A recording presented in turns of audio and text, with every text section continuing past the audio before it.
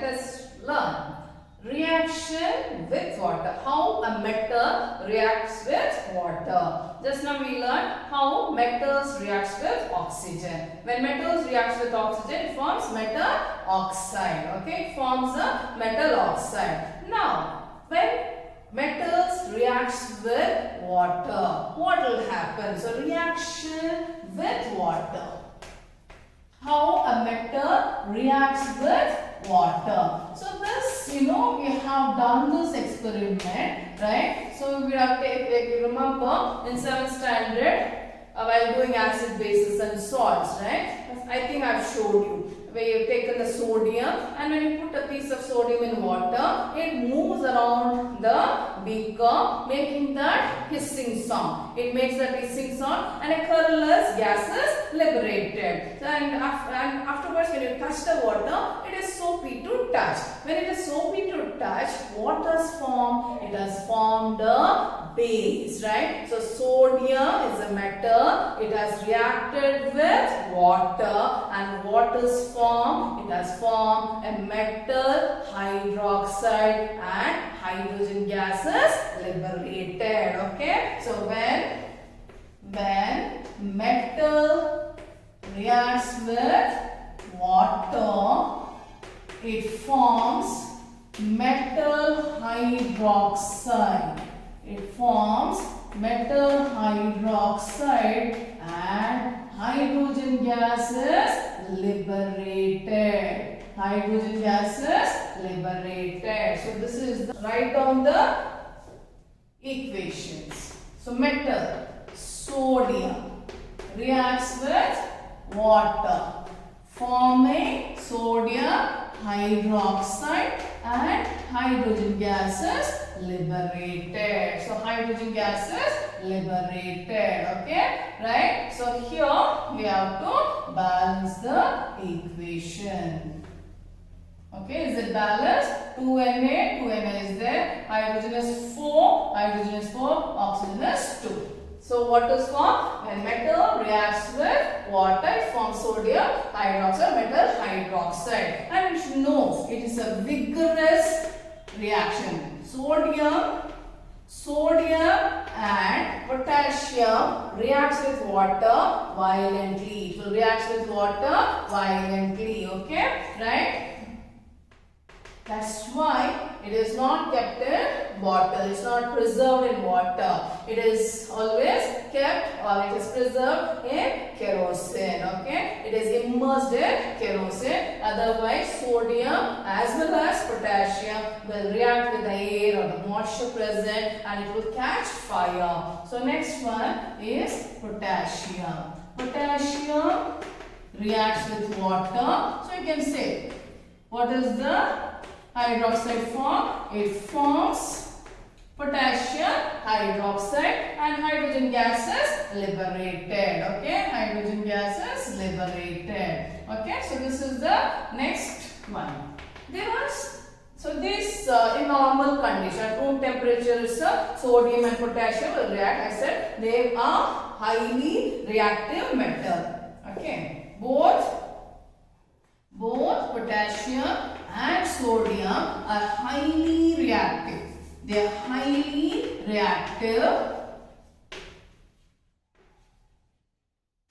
and they are preserved in kerosene. They are always kept immersed in kerosene. Otherwise, it will react with the air and water and it will catch fire. Then, what about other metals? So, when we talk about other metals, calcium. Calcium will react with water but not violently like the sodium and potassium. Okay, so it is not a violent reaction. Okay, so when calcium reacts with water, it forms calcium hydroxide and hydrogen gases liberated, but the hydrogen gas which is liberated we cannot see as we see in sodium and the potassium. The sodium and hydrogen gas which is formed the hydrogen gas which is formed, the bubbles which is formed, it will get surrounded to the calcium and it will make calcium to float. The bubbles of hydrogen which is released will attach to calcium and it will allow it to float. Okay, so let us balance the reaction. Okay, so it is balanced, right? Okay, so that is, it will react, but the reaction is not violent. It is not a violent reaction, and the hydrogen gas which is liberated, the bubbles of hydrogen gas, will surround the calcium metal, and it will make it to float. Okay, so that's about calcium. Magnesium will also react with water, but not cold water. Magnesium will not react with cold water. It will react with hot water. Magnesium will also react with water, but only when it is heated. It forms magnesium hydroxide and hydrogen gases released. Again, here also it will surround the metal magnesium and it will make magnesium also to float. The bubbles of hydrogen we don't see, right? The way it is released in sodium and potassium, the bubbles will surround the metal and it will make it to float. So that's about magnesium. Magnesium will not react with cold water. In hot water it will react. Then metals like aluminium, iron and zinc. Some metals like aluminium, zinc and iron, it will not react with cold water nor with hot water. They don't react. Metal like zinc, aluminium, zinc and iron will not react with cold water as well as hot water, but it will react when steam is passed over. When steam is passed over these metals, they will react. And here one thing we have to note is that it will form oxide, not hydroxide. In the previous experiment, what we saw is when metal like sodium, potassium reacts with water, it forms sodium hydroxide, potassium hydroxide, calcium hydroxide and magnesium hydroxide and hydrogen gas is liberated. But here, in this case, when steam is passed over, it forms oxide.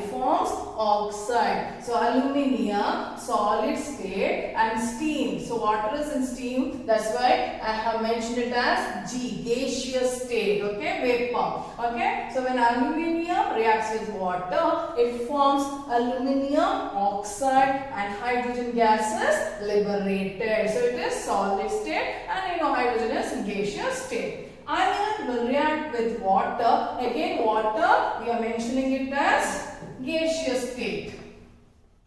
G, because in steam, it is reacting with steam. Okay, so it forms ferric oxide and hydrogen gas is liberated. Zinc reacts with vapor, that is the steam. Okay, that is in gaseous state and it forms zinc oxide and hydrogen gas is liberated. And there are some metals like copper, silver, gold and platinum. Cu is copper, Ag is silver, Au is gold and Pt is platinum. They don't react with water in any condition, whether it is hot water, cold water or steam is passed, so they don't react. That's why we wear the gold bangle, everything, so that metals will not react, so nothing will happen to the metal because they won't react, so they don't react with water in any condition. There is one small experiment, is there small activity is mentioned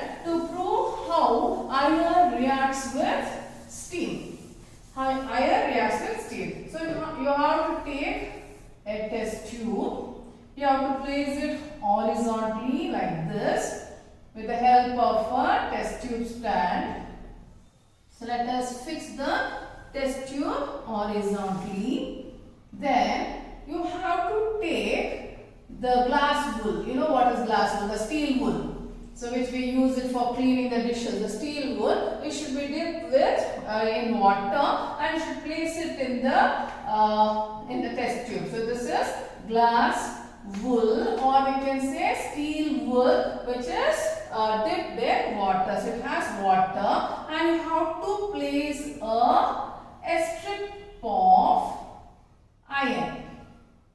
Okay, just place one strip of metal iron. Then we have to close this test tube with the help of a rubber cork, and it is one whole rubber cork, and place a delivery tube. This delivery tube will be placed in a trough which contains water. This contains water and one inverted test tube. This tube is inverted, or you can say gas jar is inverted over it. Okay. A gas jar is inverted. Okay. So you have to place it in such a way that the delivery tube is inside the test tube.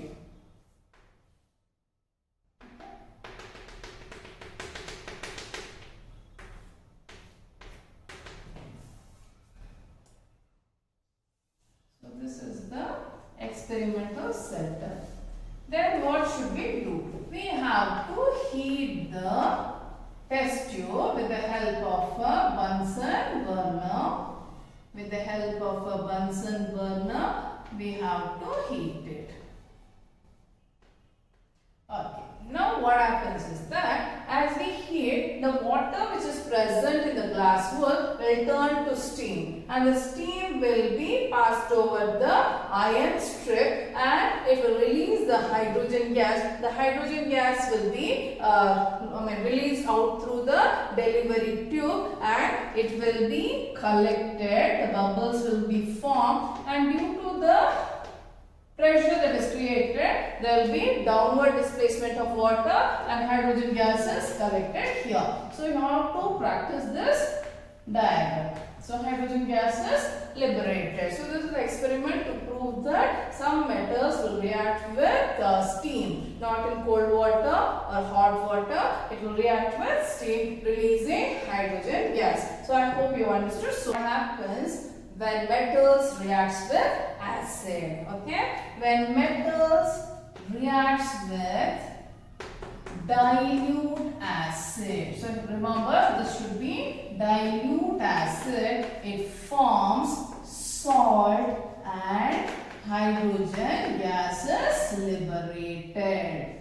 Okay, so when metals reacts with dilute acid, it forms salt and hydrogen gases liberated. Say let us take sodium, salt, metal. So dilute HCl will take.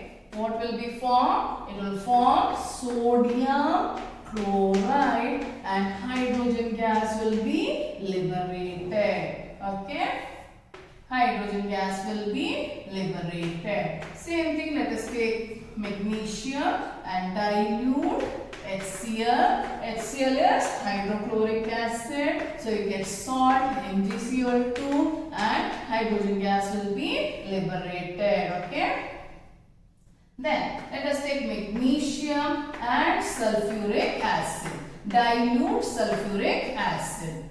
Magnesium and dilute sulfuric acid. Okay. So you get magnesium sulfate, salt, and hydrogen gas will be liberated. Okay. Yes. This is balanced equation. Next, if you take calcium, If you take calcium and dilute HCl, you get CaCl2. CaCl2 and hydrogen gas is liberated. So when metals reacts with dilute acid, we get salt and hydrogen. Okay, hydrogen gas is liberated. But this is not the same case in case of nitric acid. So we know there are three types of acid: hydrochloric acid, sulfuric acid and nitric acid. So what happens with nitric acid? When we take nitric acid and we take nitric acid, dilute nitric acid, and you take any of the metals, it will not form salt and hydrogen gas will not be released. Why? Because nitric acid, HNO3 is nitric acid. The nitric acid is a strong oxidizing agent. It is a strong oxidizing agent. So when metal react with nitric acid, when the hydrogen is released, the hydrogen will be oxidized. The hydrogen which is released during the reaction. Say for example, you put calcium or zinc and you add the nitric acid. Hydrogen gas will release. When the hydrogen which is released, immediately it will be oxidized by nitric acid, and the hydrogen will be converted to water.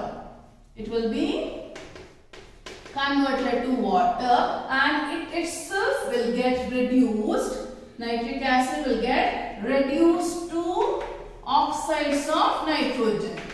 It will reduce to oxides of nitrogen. So it may form nitrous oxide, nitrogen dioxide, or it may form nitric acid, nitric oxide. N2O is nitrous oxide. N2O is nitrous oxide and NO2 is nitric acid. This is nitrous oxide and this is nitrogen dioxide and this is nitric oxide. So when a metal reacts with nitric acid, the hydrogen which is released will be oxidized because HNO3 is a strong oxidizing agent, and the released hydrogen will be converted into water and it itself will get reduced to any of the oxides of nitrogen. It may get converted to nitrous oxide or nitrogen dioxide or nitric oxide. Okay, so that's why. But there are some metals like manganese. But metals like manganese, magnesium and manganese, Mg is magnesium and Mn is Mg is magnesium and this is manganese. These two metals will react with HNO3, very dilute HNO3. When the nitric acid is diluted very little, then it will react. Which are the metals which will react? Magnesium and manganese will react and it will form salt NgNO3 plus hydrogen gases liberated. Okay, hydrogen gases liberated. So that's about action of metals with acid. What happens when metals react with acid. I hope you have understood so much. Okay, thank you.